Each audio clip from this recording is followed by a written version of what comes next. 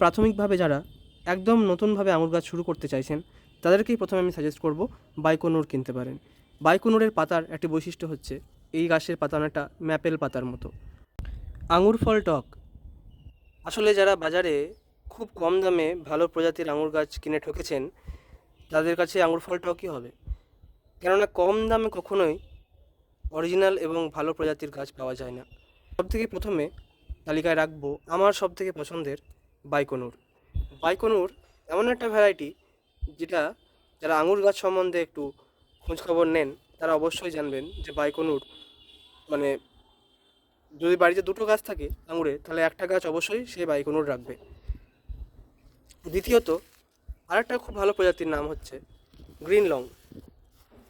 এই আঙুরটা লম্বা প্রজাতির মধ্যে সবুজ কালারের আঙুর হয় এবং খুব মিষ্টি এবং বীজ প্রায় নেই বললেই চলে।